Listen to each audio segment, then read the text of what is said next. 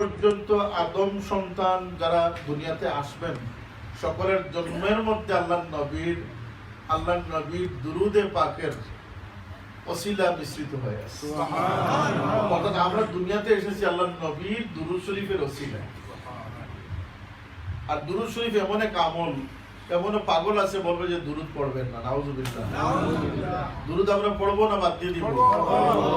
আল্লাহ তার হাবিব সাল্লাল্লাহু আলাইহি ইউসাল্লুন শব্দ ব্যবহার করেছেন।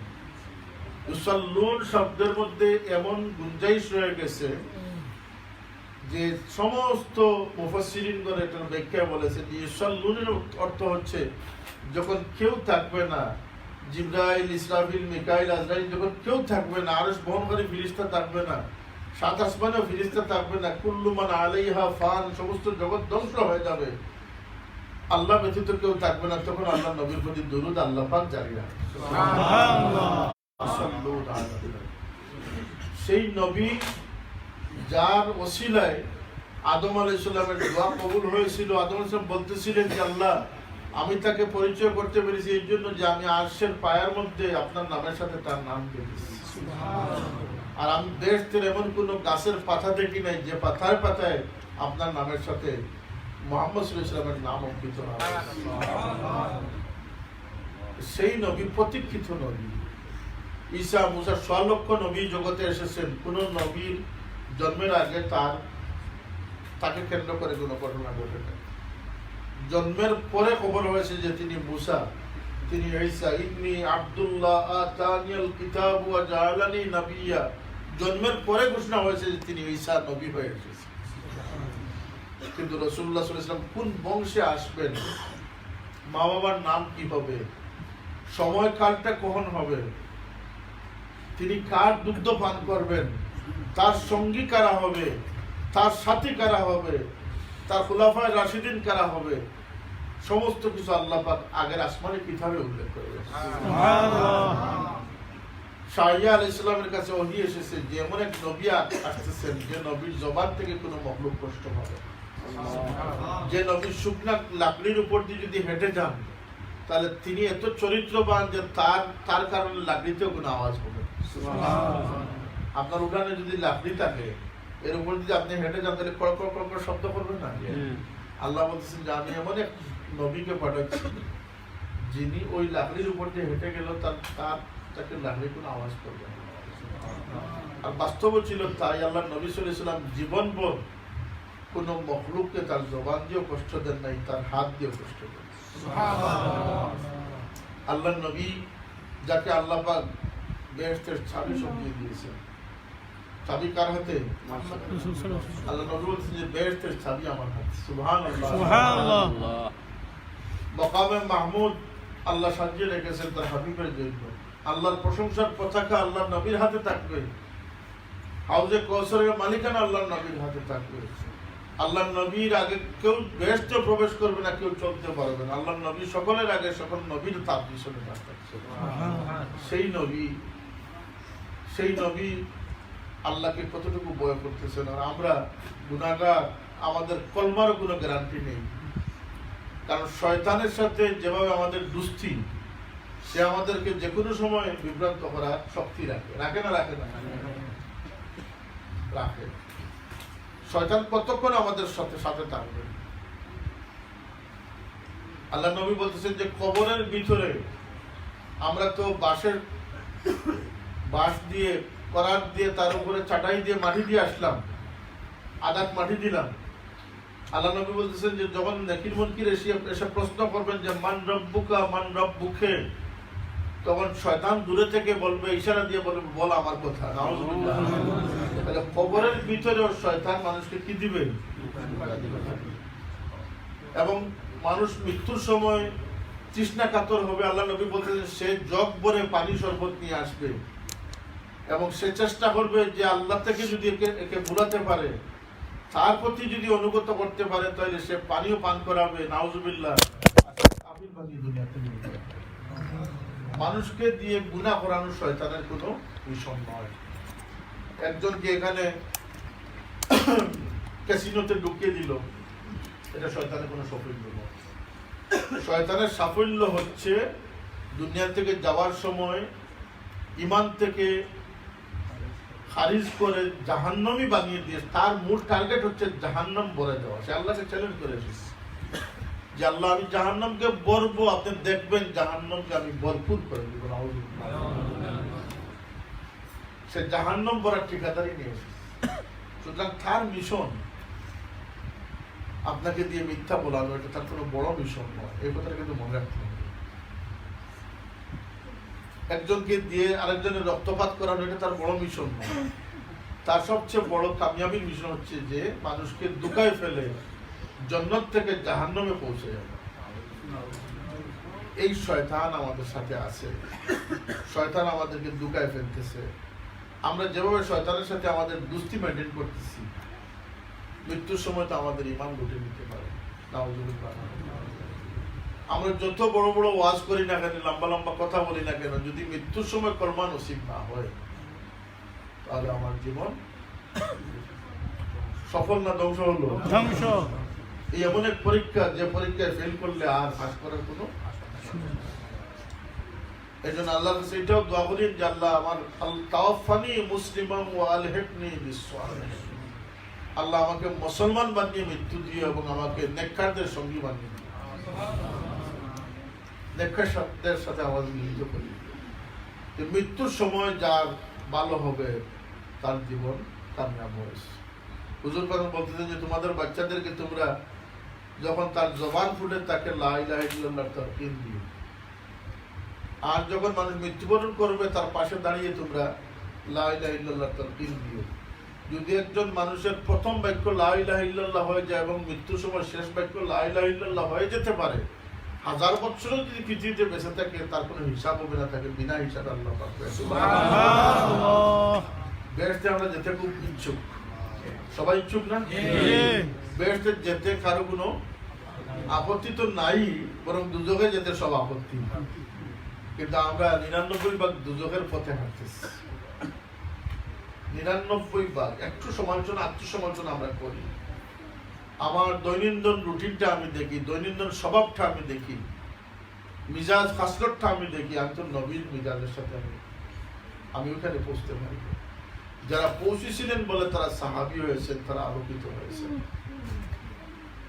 আমরা কিন্তু বুঝতে পারি না সাহাবীরা বদলেছেন। কি হয়েছে? 90 বছর বয়স্ক সাহাবীরা আল্লাহ নবীর হাতে বয়াত করেছে। 90 বছরে আমাদের দেশে একটা প্রবাদ আছে যে খাসলত যায় মহিলে। সিলেটে একটা কথা আছে যে মৃত্যু পর্যন্ত মানুষের খাসলত পরিবর্তন হয় না, কিন্তু যাদের হয়েছিল তারাই কামিয়াব হয়েছে। সাহাবীদের বদঅভ্যাস ছিল, এরা জাহিলিয়াত পেয়েছেন, অন্যায়ের সাথে জড়িত ছিলেন। কথা বলেন ঠিক না? ঠিক না? এরা জুলমের সাথে জড়িত ছিলেন, মদ শরাব তো খাইতেনি, সন্তানকে জীবন্ত হত্যা করতেন। এক সাহাবী বলতেছেন, ইয়া রাসূলুল্লাহ, আমার জীবনের একটি কথা, দুটি কথা মনে হলে আমি একটি মনে হলে কান্না বন্ধ রাখতে পারি না, একটি মনে হলে আমি হাসিও সামলাতে পারি না। ইন্টারেস্টিং ব্যাপার না? ইয়া রাসূলুল্লাহ, আমার জীবনে এমন দুইটা ঘটনা আছে যেগুলো মনে হলে আমি না কান্না থামাতে পারি না হাসি থামাতে পারি। রাসূল আগ্রহী বললেন যে কি বলো সেটা? ইয়া রাসূলুল্লাহ, ইসলামের পূর্বে আমি যখন জাহিলিয়াতের সময়ে আমি একবার আমার বাড়ি থেকে সফরে গেলাম। আমি বাড়ি থেকে বের হওয়ার পর আমার এক সন্তান জন্ম হল। আমি যখন বাড়িতে আসলাম তখন আসার পরে দেখলাম যে আমার এক সন্তান হয়েছে। আমার স্ত্রী এই সন্তানকে আমার সামনে ছেলের বেশ ধরে ছেলে বানিয়ে উপস্থাপন করলেন। আমি খুব খুশি হলাম এবং তাকে খুব আদর আহ্লাদ করলাম। আমি তাকে ছেলে বলেই জানতাম এবং আমি তাকে অতি বেশি আদর করতাম। এক সময় সে আমার চোখের মণি হয়ে গেল, আমার চোখের শান্তিকারী হয়ে গেল, আমার চোখ ঠান্ডাকারী হয়ে গেল। মানে তাকে না দেখলে আমি আর বাঁচতাম না, এমন একটা পর্যায়ে চলে গেল। তখন আমি হঠাৎ করে দেখলাম যে আমার এটা তো ছেলে নয়, আমার এটা মেয়ে হয়েছে। আমি সাথে সাথে লজ্জিত, কলঙ্কিত হলাম এবং আমার সেই কলঙ্ককে আমি কিভাবে মোচন করবো। আর তখনকার যুগে মেয়ে জন্ম নেওয়া খুব বড় কলঙ্কের বিষয় ছিল, আইব ছিল। আমি এই ভেবে আর কিছু পাচ্ছিলাম না। তখন আমার মেয়ে তো তখন হাঁটাহাঁটি শুরু করে দিচ্ছে, আব্বা বলে আমাকে আদর করতে শুরু করেছে। একদিন আমি আমার স্ত্রী আমাকে ছেলে বানিয়ে দেওয়ার কারণটা ছিল যে আমি যদি মেয়ে দেখি তাহলে আমি সাথে সাথে মেরে ফেলবো, যাতে বাচ্চাটা রক্ষা পায়, সেজন্য তিনি আমার সামনে ছেলে হিসাবে উপস্থাপন করেছেন। তা এক সময় আমার মেয়েটা বড় হলো, আমার খুব আদরের হলো, কিন্তু আমি আমার কলঙ্ককে ডাকবার জন্য আমি একদিন তাকে সাথে নিয়ে চললাম, সাথে কুদাল টুকরি সব নিয়ে গেলাম। সে আমার হাত ধরে ধরে আমার সাথে সুন্দর সুন্দর কথা বলতে বলতে চলছিল। এক জায়গায় তাকে দাঁড় করিয়ে রেখে আমি মাটি খুঁড়তে লাগলাম, কবর খুঁড়তে লাগলাম। আমার শরীর দিয়ে গাম বের হতে লাগলো।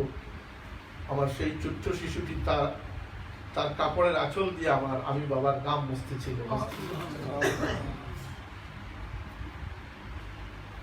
কিন্তু আমি যখন সেই কবর কুড়া শেষ করলাম, আমি তাকে সেই গর্তের মধ্যে ধাক্কা দিয়ে ফেলে দিলাম। সে হাত উঠিয়ে এইভাবে, আমার যখন তৃষ্ণা হয়েছিল সে আমার জন্য পানীয় দিয়েছিল, কিন্তু তাকে আমি ফেলে দিলাম, পাষণ্ডের মতো তাকে আমি ফেলে দিলাম। সে হাত উঠিয়ে চিৎকার করে বললো, বাবা আমাকে কোথায় এটা করতেছে কেন, আমাকে কেন মাটি চাপা দিচ্ছ? বারবার আমার মেয়েটি ফরিয়াদ করতেছিল আর আমি মাটি ডালতেছিলাম। এখন আমি আকাশে বাতাসে আমার মেয়ের সেই ফরিয়াদ শুনতে পাচ্ছি। জানে সুলভরা, এই অপরাধের কথা যখনই আমার মনে হয় আমার চোখ থেকে পানি বের হয়ে আসে, আমি চোখের পানি। এমনও মানুষ ছিল, সাহাবী হওয়ার বদৌলতে দুনিয়ার সেরা মানুষে তারা পরিণত হয়েছে। আল্লাহর নবীর সান্নিধ্য যদি তাদেরকে 90 বছরের অভ্যাস বদলাতে পারলো। আমি তো আর সেই মুসলমান নয় যে আমি 90 বছর পরে মুসলমান হয়েছি। আল্লাহ পাকের দরবারে শুকর আদায় করি যে আল্লাহ পাক আমার জন্মের সাথে সাথে আমার মা বাবা মুসলমান হওয়ার কারণে আমার ডান কানে আযান এবং ইকামতের শব্দ দিয়ে আমাকে দুনিয়াতে আমি সন্তুষ্ট আছি না? আমি সৌভাগ্যবান হয়েছি কিনা? আমি তো 60 বছর খুঁজে গিয়ে আল্লাহকে পাইতে হয় নাই। আমি মুসলমানের ঘরে জন্ম নিয়েছি বলে তো আযানের শব্দ দিয়ে আমার জীবন শুরু হয়েছিল। তারপরে আমি আল্লাহর সাথে বাগাওয়াতি করতেছি। আল্লাহ নবী সাল্লাল্লাহু আলাইহি ওয়াসাল্লাম জবান মুবারককে আল্লাহ এইভাবে নিরাপদ করে দিয়েছিলেন। আল্লাহ নবীর আখলাক সম্পর্কে আমরা শুনি, নবী কেমন ভাবে জীবন অতিবাহিত করতেন। হুজুর পাক সাল্লাল্লাহু আলাইহি ওয়াসাল্লাম যখন রাগান্বিত হতেন, আল্লাহ নবী সাল্লাল্লাহু আলাইহি ওয়াসাল্লাম জবান থেকে কোনো কটুবাক্য তো দূরের কথা, আল্লাহ নবীর চেহারার মধ্যে এমন কোনো পরিবর্তন আসতো না। কেবল হাদিস শরীফ উল্লেখ রয়েছে আল্লাহ নবীর 2 ভ্রুর মধ্যখানে একটি রগ ছিল, সেই রগটির তলপাত সাহাবীরা বুঝতে পারতেন যে আল্লাহ নবী রাগান্বিত আছে, কিন্তু কাউকে কোনো বর্ষনা বা কোনো প্রকাশ করতেন না। যখন তিনি চিন্তিত হতেন তিনি হাইতাস করতেন না, তিনি তার দাড়ি মুবারকে এইভাবে হাত বুলাতেন। যখনই সাহাবীরা দেখতেন যে আল্লাহ নবী দাড়ি মুবারকে হাত বুলাচ্ছেন, সকলেই বুঝতে পারেন যে আল্লাহ নবী গমগীন হয়ে গেছেন, চিন্তিত হয়ে আছে। সুবহানাল্লাহ। আল্লাহ নবীর বৈশিষ্ট্য ছিল তিনি মানুষকে গুরুত্ব দিতেন, মূল্যায়ন করতেন। আল্লাহ নবী কাউকে এইভাবে তুচ্ছার্থে কাউকে আঙ্গুল দিয়ে বলেন ইশারা করেন না। আল্লাহ নবী হাত মোবারক দিয়ে ডাকতেন, আসো। তার 2 পাশ থেকে যখন তাকে কেউ আহ্বান করতো, ইয়া রাসূলুল্লাহ বলে সম্বোধন করতো, তিনি এইভাবে তুচ্ছার্থে এইভাবে বলতেন না, হ্যাঁ বলো, এটা বলতেন না। আমি তো বড় জোরে এইভাবে গান গুলিয়ে বলবো যে হ্যাঁ কি বলেন। আল্লাহ নবীর অভ্যাস ছিল তিনি সমস্ত শরীরের দিকে করে বলতেন জি। যতক্ষণ কোনো মানুষ তাকে কিছু বলতো তিনি কান পেতে রাখতেন, তিনি কান সরাতেন না। একদিন তিনি মসজিদে প্রবেশ করতেছিলেন, এক আধপাগলা মহিলা, বেশি কথা বললা মহিলা এসে বলল যে আল্লাহ নবীকে পেয়ে গেল, বললো আপনার সাথে আমার কিছু কথা আছে। আল্লাহ নবী বললেন বলো। এখানে নয়, বাহিরে আসেন। আল্লাহ নবী তার পিছনে গেলেন। সে তার স্বভাব সুলভ ভাবে সে হয়তো কথাবার্তা বলতেছিল, আল্লাহ নবী সেটা শুনতেছিলেন রৌদ্রের মধ্যে দাঁড়িয়ে। আর এই মেলুকটি ছিল এমন পরিচিত যে কেউ তাকে দেখলে এই পথের পরিবর্তে ওই পথে চলে যেত। মানে তার উৎপাত থেকে বেঁচে থাকার জন্য মানুষ সতর্ক থাকত। কিছু কিছু মানুষ আছে না যে অহেতুক কথাবার্তা দিয়ে মানুষকে বিরক্ত করে, এই ধরনের একটা মহিলা। আল্লাহ নবী তার কথা শুনছিলেন, গরমাক্ত হয়ে গেছে রৌদ্রের মধ্যে। ওই মহিলাকে যখন তিনি বিদায় দিলেন তখন সাহাবায়ে কেরামরা গিয়ে বলেন, ইয়া রাসূলুল্লাহ, এই রৌদ্রে এত কষ্ট আপনি করতেছেন এই পাগল মহিলার জন্য। সে তো সবসময় এইভাবে বকবক করতে থাকে। তার জন্য আপনার মূল্যবান সময় নষ্ট করা তো উচিত হয় নাই। আল্লাহ নবী বললেন যে যদি আমি তার কথা না শুনি, এই জগতে তার কথা কে শুনবে? আমি তো তার কথা শুনবো। হুজুর পাক সাল্লাল্লাহু আলাইহি ওয়াসাল্লামের জীবনের যে সেই সমস্ত দিকগুলো যদি আমরা বিবেচনা করি, তিনি ছোট ছোট বাচ্চাদেরকে কিভাবে আদর করেছেন, তিনি আমাদের কতটুকু মানুষের দুঃখ থেকে বাঁচার জন্য কতটুকু আল্লাহ নবী বলেছেন। তোমার ঘরে গোশত পাক করবে তুমি অন্যের ঘরের বিবেচনার মাথায় রেখে, কথা বলেন, অন্যের দুঃখের কোনো কারণ যেন তুমি না হও। আমি এক জায়গায় সংক্ষেপে এক জায়গায় বলেছিলাম আমার কিছু আপন মানুষকে, যে কোনোদিন যেন কোনো মানুষের চোখের পানির কারণ না হয়, কোনো মানুষের কষ্টের কারণ যেন নিতে না হয়। পারলে কারোর জন্য কিছু ভালোই করো, আর না হয় কষ্টের কারণ যেন না হয়। কারণ তুমি তোমাকে বাঁচাতে অক্ষম, আরেকজনের বোঝা নিয়ে তুমি বাঁচবে। তুমি কথাটা বুঝাইতে পারছি? আমাকে আমি বহন করছি যে জায়গায় অক্ষম, আমি আর 10 জনকে খাদিয়ে তাদের বোঝা আমি কিভাবে বহন করি।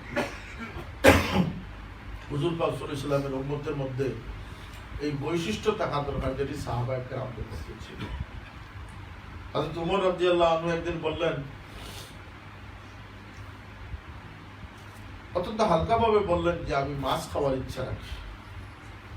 আরবে তো মাছ নাই, মাছ আনতে হলে 8 মাইল দূরে সাগর আছে, সাগর থেকে আনতে হবে।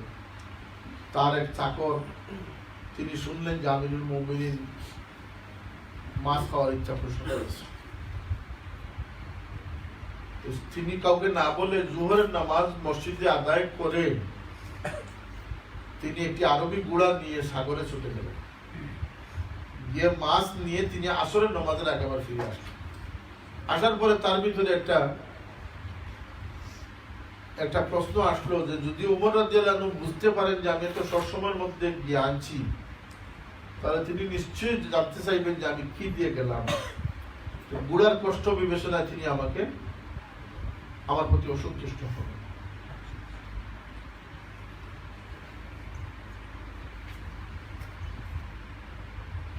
এই ভেবে ওমর রাদিয়াল্লাহু আনহু সেই চাকর এই গুড়াকে গোসল করালেন, ভালোভাবে পরিষ্কার করলেন, যাতে তার মধ্যে কোনো ক্লান্তির ছাপ না থাকে।